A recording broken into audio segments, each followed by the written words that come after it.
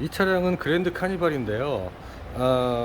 저희 지역에 계신 고객님이 아니라 다른 지역의 고객님께서 에어컨 수리를 위해서 찾아주셨어요. 얘기를 들어봤더니 좀 재밌는 이력이 있어요. 날씨가 더워서 에어컨을 작동을 했더니 에어컨이 안 되는 거예요. 그래서 정비소에 가서 에어컨 냉매를 충전을 했죠. 그러고 나서 잠깐 잘 나오는 듯 싶더니 40분 만에 에어컨이 작동이 안 되더라. 그래서 다시 정비소에 갔죠. 그래서 확인을 해봤더니 냉매가, 즉 에어컨 가스가 전부 다 새어버린 거예요. 그렇다면 에어컨 냉매가 누설이 되는 부분에 관해서 수리를 해 주세요 라고 했더니, 이 그랜드 카니발은 일반 승용차와 다르게 후방에 에어컨이 있죠. 리어 에어컨이라고 하죠.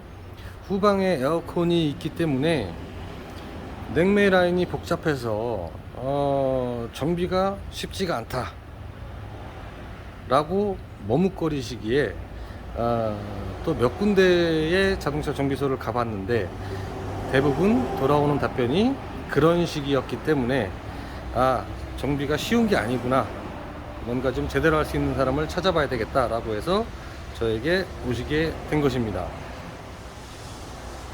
자, 그래서 에어컨 가스가 어디서 누설이 되는가, 겨우 40분 만에 냉매가 전부 다 빠져나갔다면 대량 누설이 되죠.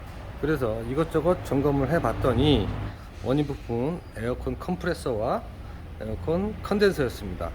자, 지금 보시는 부품이 에어컨 컴프레서와 에어컨 컨덴서인데요. 에어컨 컴프레서도 외관 상태가 먼지가 상당히 많이 달라붙어 있는 게, 차량 출고하고 나서 한 번도 교체한 적은 없는 것 같다, 이렇게 보여집니다. 아마도 한 번도 수리를 하거나 교체한 적이 없는 것 같이 보이죠. 에어컨 가스가 에어컨 컴프레서에서 대량으로 누설이 있더라고요. 그래서 제가 컴프레서를 교체를 하고 확인을 다시 해봤더니 에어컨 컨덴서에서도 미세 누설이 있어서 지금 보시는 것처럼 두 가지 부품을 교체를 해 놓은 상태입니다.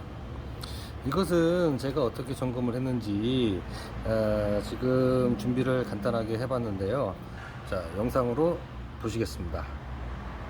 에어컨 컴프레서에 진공을 걸 수 있게 준비를 해 놨고요.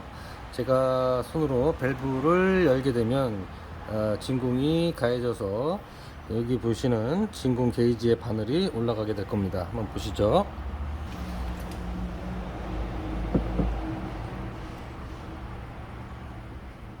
자, 이렇게 보시면 컴프레서에만 단독적으로 진공을 거는 거기 때문에 컴프레서 내부에 최적이 작아서 진공계의 바늘이 순식간에 올라가 버렸네요. 자, 이 상태에서 진공을 정지를 해 보겠습니다. 이 밸브를 잠그게 되면 가해지던 진공이 멈추게 되는데, 이 상태에서 이 진공계의 바늘이 움직이지 말아야 되죠. 자, 보시면 현재 바늘이 움직이지 않고 있어요. 이렇게 보면 냉매가 누설이 없다, 이렇게 판단을 할 수도 있는데요. 이것을 제가, 자, 보이시죠? 컴프레서를 손으로 힘을 가하니까 바늘이 쭉쭉쭉쭉 떨어집니다. 이렇게 떨어진다는 것은 공기가 빨려 들어간다, 이렇게 볼 수가 있죠. 자, 거의 다 내려갔죠. 자, 이렇게 대량 누설이 있기 때문에 냉매를 충전하고서 겨우 40분 만에 가스가 완전히 다 빠져버린 거죠.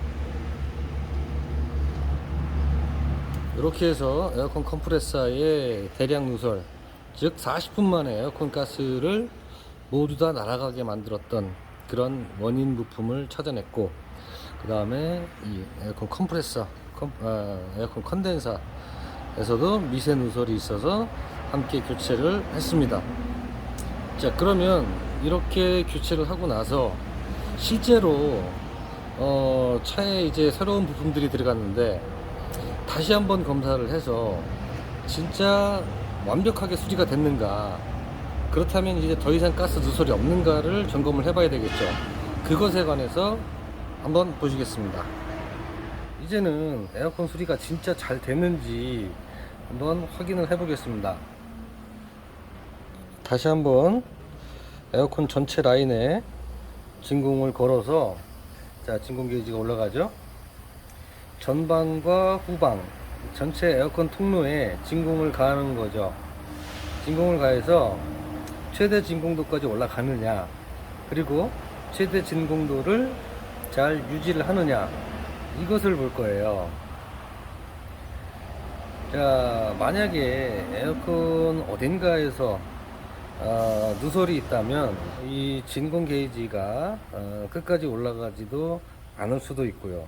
그 다음에 올라간 이후에 바늘이 다시 떨어질 수도 있습니다. 그렇다면 수리가 완벽하게 된 것이 아니기 때문에 이것을 마지막으로 확인을 해서 어떤 문제가 있다면 또 문제가 있는 부위를 찾아서 수리를 해야 될 것이고, 문제가 없이 진공 누설이 없다면 에어컨 수리는 아주 잘 된 것이라고 생각을 할 수가 있죠.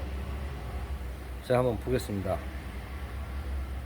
최대 진공도까지 올라가느냐, 시간이 좀 필요한데요. 좀 기다려 보겠습니다.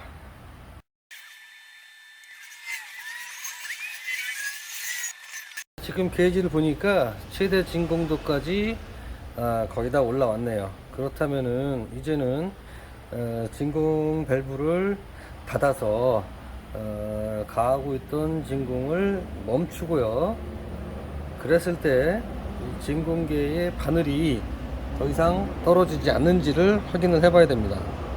자, 제가 밸브를 완전히 닫았습니다. 이 상태에서 또 기다려 보겠습니다. 진공계의 바늘이 움직이지 않으면 수리가 잘 된 것이고, 다시 0쪽, 0 부분, 이쪽이 대기압이죠. 대기압 부분으로 바늘이 움직이기 시작한다면 어딘가에서 누설이 또 있다는 얘기입니다. 한번 보시죠.